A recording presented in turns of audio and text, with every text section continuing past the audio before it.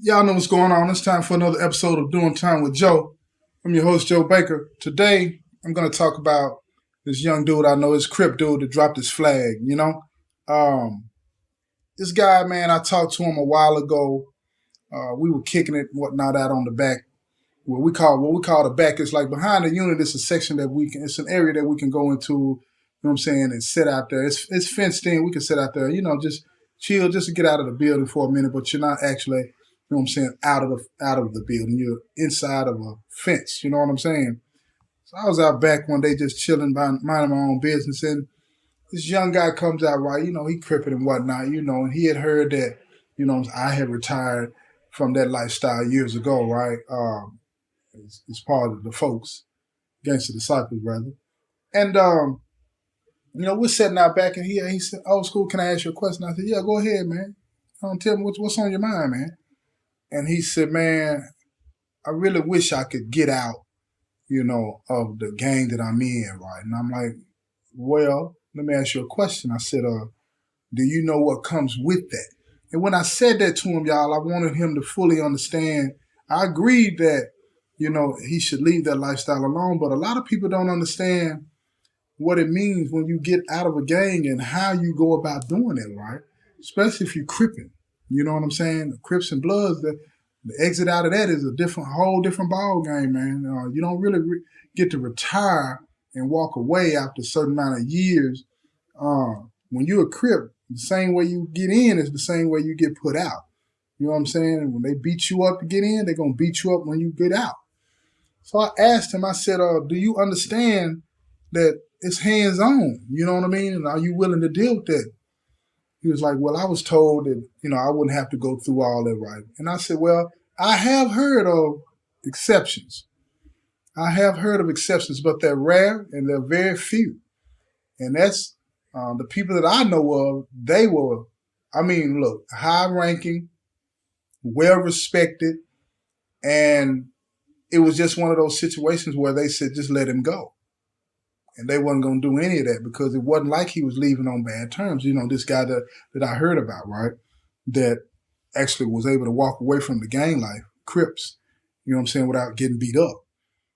So I said, "Who told you that, and why is it that you think that that's true?" He said, "Well, his OG, he had called and talked to his OG that was on the town, and he said his OG told him if he really wanted to do it, to let him know, and he would make sure that everybody knew that he could get out. He was gone. He was going to be done." And what they call that is dropping your flag, y'all.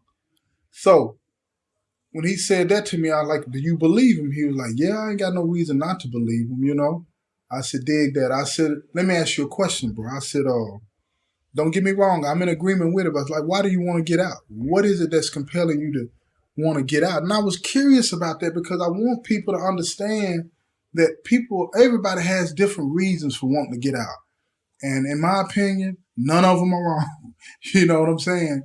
If you want out of that lifestyle, get out of that lifestyle. You know what I mean? Because that lifestyle is so intertwined with the criminal lifestyle, that mindset.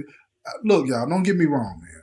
I know people that are still gang members that don't actively participate in gang activities and actually trying to do good stuff, doing good stuff, taking care of their families, doing this and doing that, and all those types of things. But I come from the school of thought where I believe that you should make a clean break because I don't think that we really take into account if you're still a gang member and you're not participating and you're doing the right things, that you're still leaving that door open to that lifestyle. So if you have a child of yours that asked you, or a niece or a nephew that asked you about the lifestyle, and you say, "No, I don't think you should do it," and then they hit you back and say, "Well, you're still one, and it must be okay, this is that," and you say, "Well, I don't do what they do," and all of that would be true. But see, you're still giving that child the message that being a part of a gang is okay. When you know that everybody's understanding and everybody's ability to participate or not participate is not going to be the same. they might respect you enough to where, okay, bro, just a family man. You know what I mean? We'll call on him in extreme emergencies. Other than that, leave him alone. Let him go his way. But when that call comes, or when that knock on the door comes, and you're still involved in the business, if the right person calls and asks you to go, then what are you going to do? So that's why I say you should make a clean break. So anyway, when I was telling this young brother, you know what I'm saying, that I agreed with what he was talking about and wanted to know why he was really concerned about leaving, he told me that he had recently gone up for parole and he was denied. And he was preparing to get ready to go up for parole again. And he wanted to go home because he had this 3-year-old child. Now, he's been locked up 2 years. His child was 1 year old when he left. And he didn't want his son to grow up without his father for the next 6 years because that's how much more time he had to do. So I was like, all of that is good. All of those are good reasons. But here's the thing, because I don't believe there's any bad reasons for wanting to get out. But I want you to be way, way honest with yourself about the situation when it comes to you wanting to get out. He wanted to get out because he wanted to make parole. What I was hoping to hear that he wanted to get out because the lifestyle was wrong. And he didn't want his son to follow in his footsteps. Again, don't get me wrong. Any reason that you get out is good enough. Just get out, and hopefully the time that you're separated from it, you'll start to mature a little bit more. You got to meet people where they're at. I always say that. And he maybe would mature a little bit more and then get to the point where he realized that it was all wrong. You know what I'm saying? And whatever it took for him to stand on that and learn that, that's fine with me. So as we continue to talk, I noticed that he was getting emotional. And he said he was just tired. He said the only reason that he even joined was because of his brother. Because his brother was a Crip and his brother thought that, he was soft. So he wanted to prove to his brother that he wasn't soft. You know what I'm saying? Let me tell you something about this person too, y'all. This person, he just gotten his GED now. Before he was in the game, he was going to school making straight A's, doing fantastic. And he would get bullied by his own brother and people in the neighborhood because they thought they were going to make him tough. You know what I'm saying? And it wasn't that he was scared to fight. He just didn't feel like he needed to be fighting every day. Why fight every day just because somebody didn't like him or whatever? He would just walk away. But when they unleashed that beast, he started putting hands on people. Then they was like, yeah, you straight. They communicated a message to him that this is how you're supposed to be. And part of being like this, comes the gang life. So he went on and did it because his brother was pushing him. And he became a beast in it. And that's the similar story a lot of people have. But that really wasn't him. That's not how he really felt deep down in his gut. And by him being at an institution where he could breathe and not be pressured to think or feel one way or another, he started to see like, man, I don't want this no more. And let me get out of this while I have a chance, and get out of here and go on with my life. And then I asked myself, where are you going to live when you get out? He said, me and my girlfriend and my son, said, we're going to move out of the state. And then I got to looking at him and he was like, yeah, I don't want to be around any of this anymore. He's trying to get away, y'all. He's trying to get away. And that's one of the things where I really look down on the prison system because, they don't give a person in here that wants to get out that safe place to be able to do that. It's a rarity for him to be at a place like this, or for me for that matter, to be at a place like this where it's so laid back that you can contemplate those serious life-changing decisions and say, you know what, let me give this a try. You know what I'm saying? Everywhere else, no, it ain't happening, man. They'll lock you down or you can go to, the gang unit, SMU, whatever they want to call it. And gang unit is basically, if they find out you're active in gang activities, they'll lock you up. They changed that from the gang unit to SMU, where basically anybody can be locked up for bad behavior in this special housing unit. And then you got to work your way out of that. And it takes months to get out. You got to take all of these classes about cognitive behavior. All of that's good and all this and that, right? but it doesn't really give you an option to the lifestyle that if you're not doing it. For example, if somebody that don't want to be in the lifestyle, they don't have these people that you could go to and say, I want to get out of the gang life. Can you help me? That doesn't exist in here because there's nowhere that you can send a person that's in here to get out of a gang. You know what I'm saying? And they will be peace, live in peace and all this without having to get beat up on. So that's something that you have to deal with yourself. You have to handle that yourself. And for me, if you want to suck the violence out of prison, if you want to suck all of those options out of prison that lead you to continue to commit criminal behavior, prison system should be more open to helping people in it have options and changing the direction of their lives as opposed to these. It's like you're forced to do stuff. You feel what I'm saying? And the things that you're forced to do is because somebody is sat in a room and decided that they know what's best for you because you've made all these bad decisions. So we're going to figure out what does it mean to be successful. Get your GED, get some vocational training, give you all of these tools that if you were open to it would be good. But what if you're not open to it? What if you're one of those people that's just, you want out of the game and you want to be able to work and you want to take care of your family?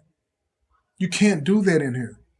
They say finish your sentence first and then you get out and you get a job to take care of your family. While you're here, you don't get to take care of your family. But gangs offer you an opportunity, a way to be in here doing your time and take care of your family. Think about what I just said, y'all. Gangs in prison offer you something that the prison system doesn't. It offers you a way to take care of yourself and your family financially, when the prison system does not. The prison system demands that you go to work, stay out of trouble, this is that, but they only pay you enough for you to be able to buy the bare necessities to take care of yourself in here. You feel what I'm saying? Think about that. So that pull to do those things that are criminal to be able to help financially with your family is stronger than the pull to do the right thing over here because you still can't take care of yourself. And I'm going to say it just like this. You may not agree with what I'm about to say. You may not understand what I'm about to say. But even when you want to do right, you know what I'm saying, you still want to be able to take care of yourself and take care of the people that you love. And if you can't do that, then you're going to justify, you're going to rationalize, like a lot of people, why it's okay for you to do this over here, even though you really don't want to do it. But this young brother, he's not faced with having to do a lot of time. He's not faced with having to do a lot of time. And that's, for me, looking at him, I'm so grateful that he didn't do something that would lay him down for 20 or 30 years. You know what I mean? So he has an opportunity coming up real soon next year to get out in 2024. And he's starting to make these adult decisions, these mature decisions that could possibly lead to him changing his life. Like I said, he got his GED. He's enrolling in some college courses too. I forgot to tell you that. And now he wants out of the game. And he's having to take these steps all on his own. You know what I'm saying? The main was, now the GED, the prison offered that. Kudos to the system. You know what I'm saying? It's a great thing. And the lawmakers that said you have to do that. Appreciate that.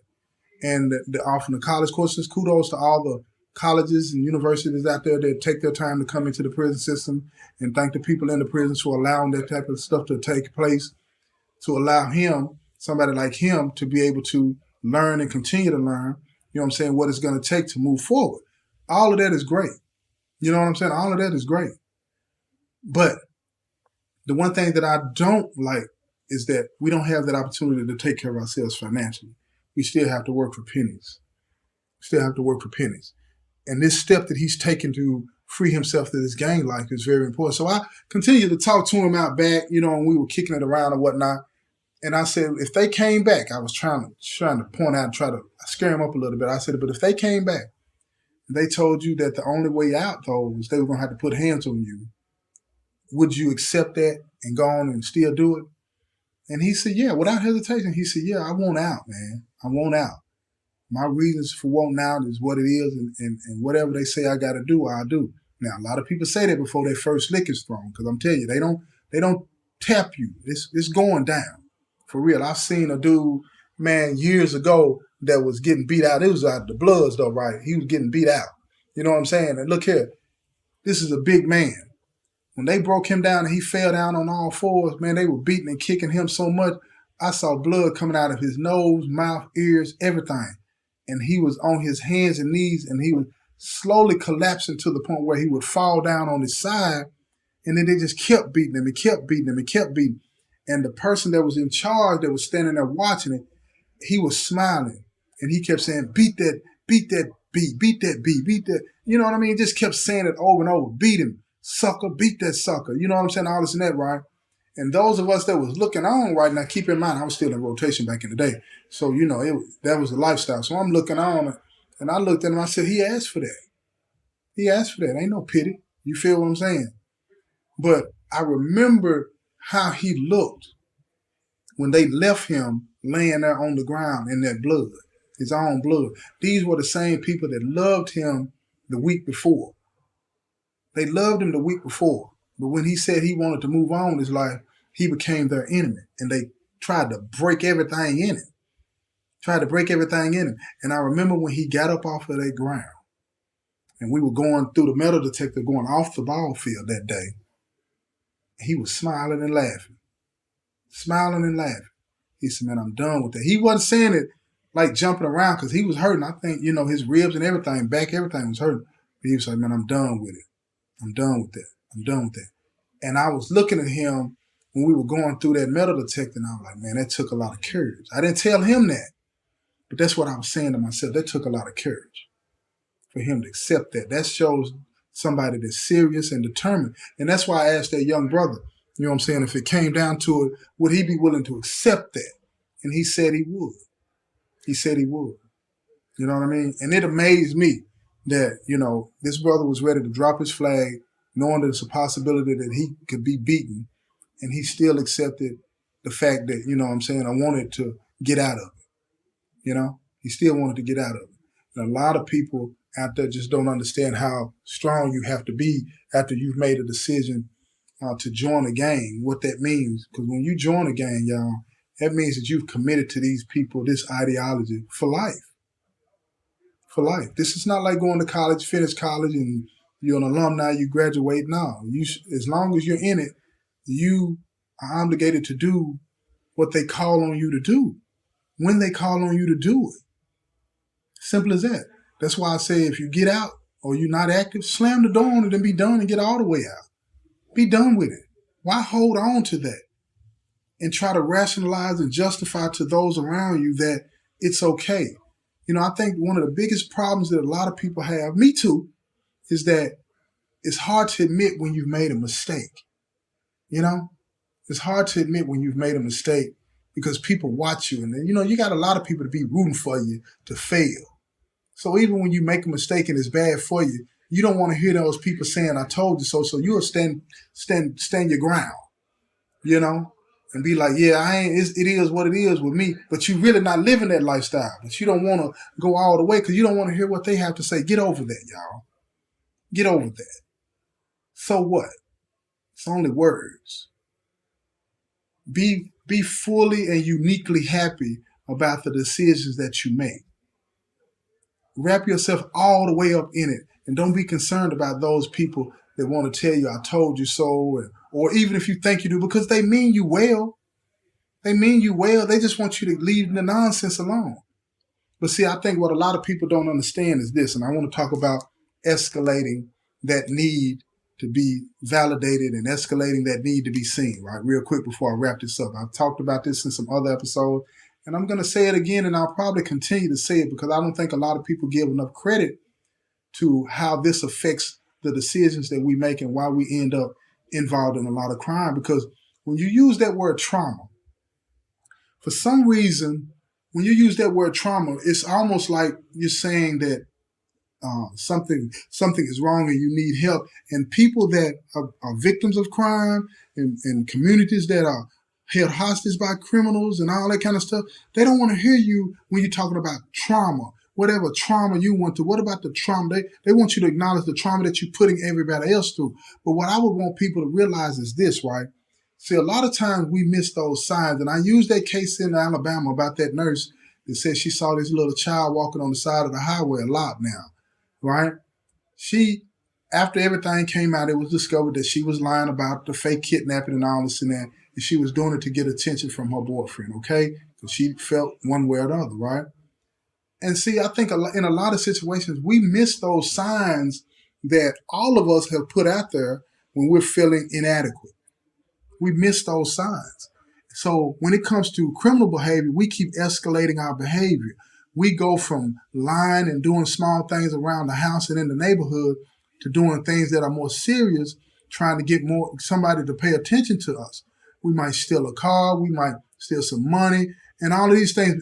And what we're doing while we're doing that is we're becoming addicted to the behavior.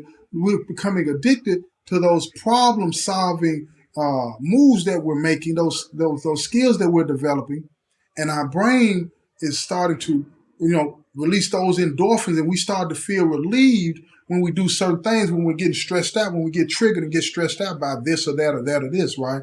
And that behavior keeps escalating.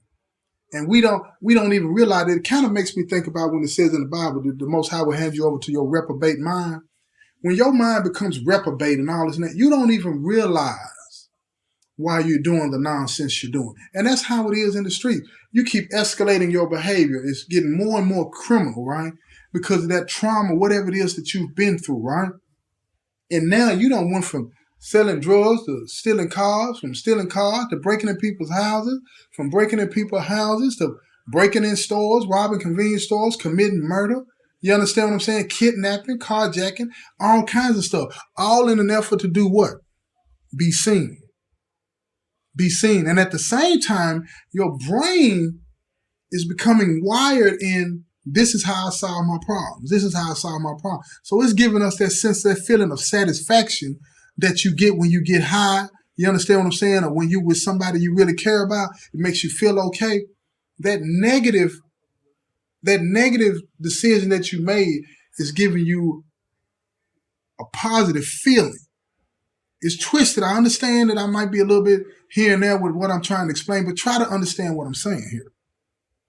And with that behavior escalating and escalating and escalating, it becomes more routine for you. And then you find yourself in prison doing all kinds of stuff. And that's what I mean by when you join in a gang.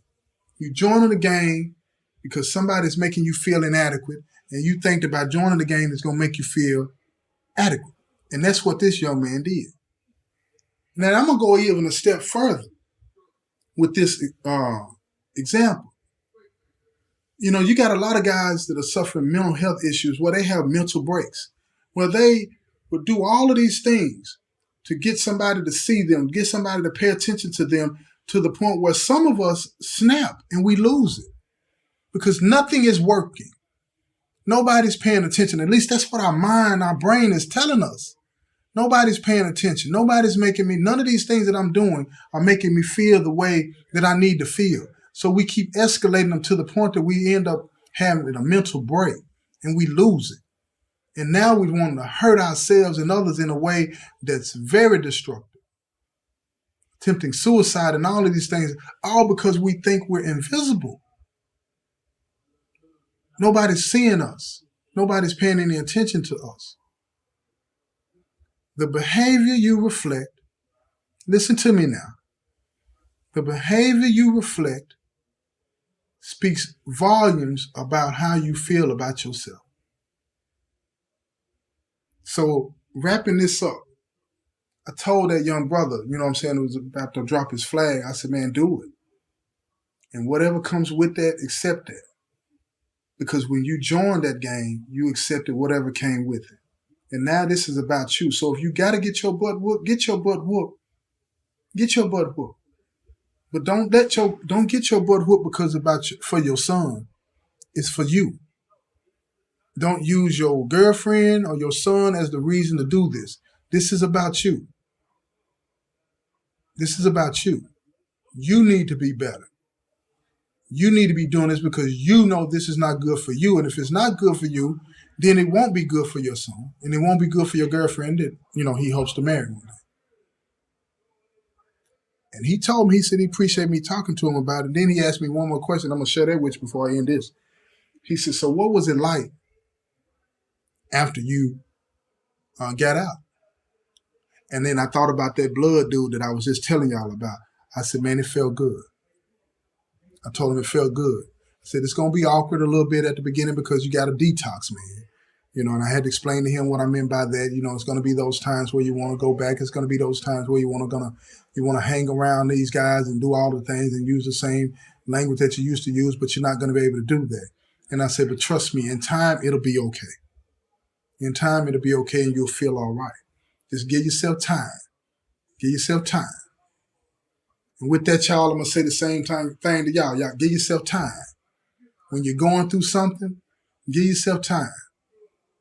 Don't, when those negative thoughts that come to your mind that says, okay, if I do this, this will help me, or if I sell these drugs, this will help me, or if I, lie on this person, this will help me. No, give yourself time to sort it out. Just be still. Be still. Don't do nothing.